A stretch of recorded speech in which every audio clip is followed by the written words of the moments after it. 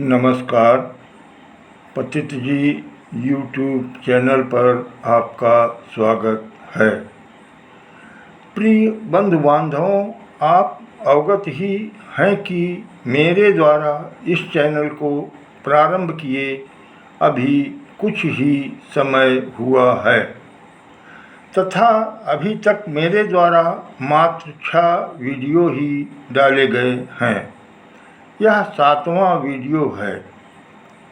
मात्र पहली वीडियो पर एक कमेंट को छोड़कर मेरे किसी वीडियो पर अभी तक कोई कमेंट नहीं आया। मेरी पहली वीडियो पर ही बहन आनंदी जी ने एक कमेंट किया था।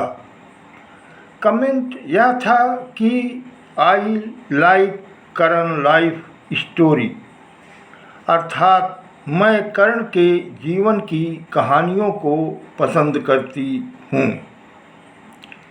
प्यारी बहना, तुम्हारे कमेंट से ऐसा प्रतीत होता है कि तुम समाज में प्रचलित उन कहानियों को पसंद करती हो जिसमें कर्ण अनेक प्रकार के संघर्ष करता हुआ आगे बढ़ता है। सूत पुत्र होने के कारण कर्ण को बचपन से ही बार बार अपमानित होना पड़ता है। कर्ण को द्रोणाचार्य के गुरुकुल में स्थान नहीं प्राप्त होता है। महाभारत के युद्ध में उसे छल से मारा जाता है आदि। किंतु यह सत्य नहीं है। सत्य तो यह है कि उस समय सूत एक सम्मानित जाति थी, किंतु वर्ण संकर होने के कारण क्षत्रियों के मध्य कहीं कहीं पर उसे अपमान का सामना भी करना पड़ता था। कर्ण अर्जुन से काफ़ी ज्येष्ठ था, यह तो सभी को पता ही है।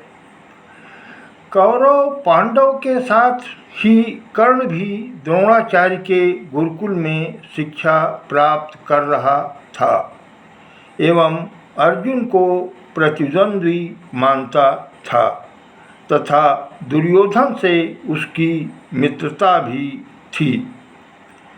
उस समय शिष्य की पात्रता को परखकर गुरु उनकी पात्रता के अनुरूप ही शिक्षा प्रदान करते थे।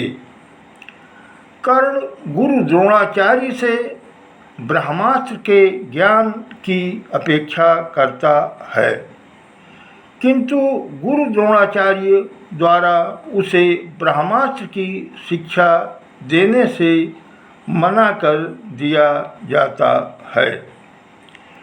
इस पर वह गुरु द्रोणाचार्य का गुरुकुल छोड़ देता है और स्वयं को ब्राह्मण पुत्र बताकर भगवान परशुराम से शिक्षा प्राप्त करता है।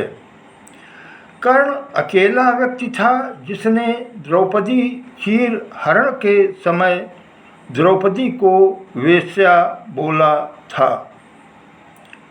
अब तुम कहोगी कि द्रौपदी ने भी तो कर्ण के मित्र दुर्योधन को अंधे का पुत्र अंधा कहा था, किंतु यह भी सत्य नहीं है।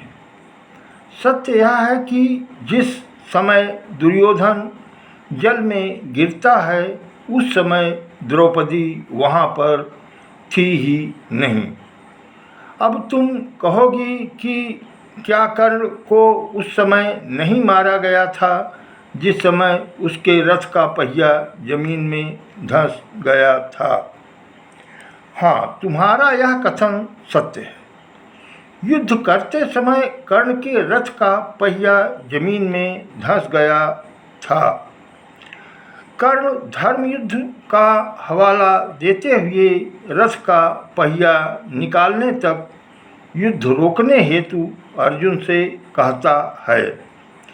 इस पर भगवान श्री कृष्ण युद्ध न रोकने के लिए अर्जुन को आदेश देते हुए कर्ण को उसके द्वारा पूर्व में किए गए विभिन्न अधर्मों की याद दिलाते हैं तथा कर्ण बिना रथ के ही युद्ध करते हुए मारा जाता है। यह सारी बातें स्पष्ट रूप से महाभारत ग्रंथ में अंकित हैं। अब तुम कहोगी कि क्या कर्ण के संबंध में अंकित विभिन्न कहानियाँ काल्पनिक हैं? क्या विभिन्न सीरियलों में दिखाए गए सीन काल्पनिक हैं?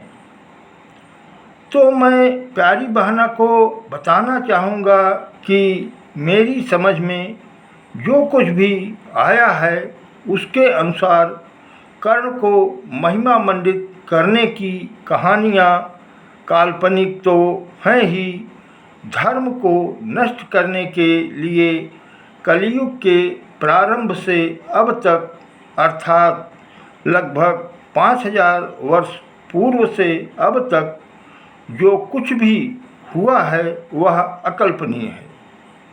प्यारी बहना को यह भी बताना चाहता हूँ कि धर्म न्याय की परिधि में निर्मित वे विधान होते हैं जो मानव सहित संपूर्ण सृष्टि के लिए कल्याणकारी होते हैं।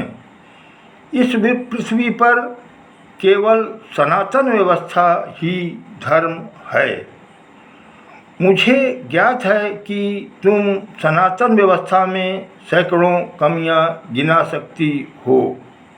उन कमियों में सनातन व्यवस्था की सबसे बड़ी कमी वर्ण व्यवस्था को बताओगी। अब यदि मैं कहूँगा कि सनातन व्यवस्था के सभी विधानों में सबसे उत्तम विधान वर्ण व्यवस्था है तो तुम्हारे सहित बहुत से लोगों को बुरा लगेगा तथा बहुतों के शरीर में तो आग लग जाएगी। किंतु धार्मिक दृष्टि से अर्थात न्याय तथा जन कल्याण की दृष्टि से सनातन व्यवस्था के विभिन्न विधानों में से वर्ण व्यवस्था उत्कृष्टतम विधान है और वह जन्म आधारित भी होती है। किंतु इस विषय पर चर्चा करने का ना तो यह उचित मार्ग है ना ही उचित समय है। वस्तुतः कुछ लोग धूर्तता में किंतु अधिकांश लोग अज्ञानता में सनातन व्यवस्था का विरोध किए। जैसे कि आर्य समाजी भी वर्ण व्यवस्था को कर्म आधारित मानते हैं। आर्य समाज दयानंद सरस्वती जी के विचारों पर आधारित है। दयानंद सरस्वती जी ने सत्यार्थ प्रकाश नामक पुस्तक की रचना की है। सत्यार्थ प्रकाश में एक स्थान पर शास्त्रोक्त 49 कोटि योजन पृथ्वी पर प्रश्न खड़ा किया गया है तथा उसे काल्पनिक बताया गया है। दयानंद सरस्वती जी का कथन प्रथम दृष्टया तो पूर्णतः तर्कसंगत लगता है, क्योंकि पृथ्वी की परिधि तो लगभग 3000 योजन ही है। किंतु तुम प्रयागराज के 1 बीघे जमीन को देख लो और अलीगढ़ के 1 बीघे जमीन को देख लो।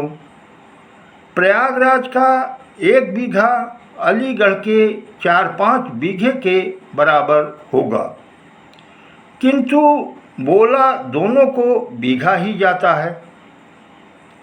अतः यह नहीं कहा जा सकता कि योजन की दूरी सर्वत्र समान ही होती थी। इसके अतिरिक्त कोटि का अर्थ प्रकार एवं योजन का अर्थ जोड़ना भी होता है। अब 49 प्रकार का तो पवन ही होता है तथा पृथ्वी से जुड़ा भी रहता है। अतः इसका अर्थ इस संदर्भ में भी लिया जा सकता है। इसे छोड़िए, जब औरंगजेब के सिपाहियों ने श्री काशी विश्वनाथ मंदिर तोड़ा था तो वे भैरव जी का मंदिर तोड़ने भी गए थे, किंतु औरंगजेब के सिपाहियों को भंवरों ने काटना प्रारंभ कर दिया, जिससे उन्हें भागना पड़ा। इस पर दयानंद सरस्वती जी अपने सत्यार्थ प्रकाश में लिखते हैं कि वहाँ पर भंवरे पहले से रहे होंगे और उन्हें छेड़ दिया गया होगा, जिससे वे सिपाहियों को काटने लगे और सिपाहियों को भागना पड़ा।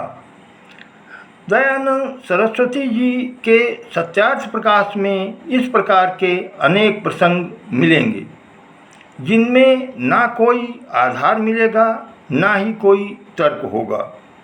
सनातन व्यवस्था के देवी देवताओं को किसी भी प्रकार से शक्तिहीन प्रदर्शित करने एवं ब्राह्मणों को लोभी तथा पाखंडी प्रदर्शित करने जैसा मात्र एक ही लक्ष्य दिखाई देगा। अब तुम ही बताओ, जब सनातन व्यवस्था के रक्षक बनकर बैठे लोगों की यह स्थिति है तो धर्मद्रोहियों की क्या स्थिति होगी। प्यारी बहन, मैं बहुत ही साधारण व्यक्ति हूँ, किंतु विभिन्न विषयों पर चिंतन के उपरांत मैं जिस निष्कर्ष पर पहुँचा हूँ वह यह है कि केवल सनातन ही धर्म है। सनातन के अतिरिक्त विगत 5000 वर्षों में इस पृथ्वी पर जो कुछ भी आया, चाहे वह धर्म की संज्ञा से संबंधित हो, चाहे समाज से संबंधित हो या राजनीति से संबंधित हो, वह या तो अज्ञान है या फिर छल। मैं इस बात से भी विश्वस्त हूँ कि सनातन के बिना मानव कल्याण संभव नहीं है। अतः अपने विचारों को जन सामान्य तक पहुँचाने का प्रयास कर रहा हूँ। आप सभी से अनुरोध है कि यदि मेरे विचार उचित प्रतीत हों तो जन कल्याण हेतु उसके प्रचार प्रसार में सहयोग प्रदान करें। आज बस इतना ही, क्योंकि यह सब मेरा व्यक्तिगत विचार है। अतः यदि इसमें वैधानिक अथवा धार्मिक दृष्टि से कोई त्रुटि हो गई हो तो उसके लिए क्षमा चाहता हूँ और अपेक्षा करता हूँ कि आप हमारी किसी भी त्रुटि पर हमें आगाह अवश्य करेंगे। नमस्कार, आभार।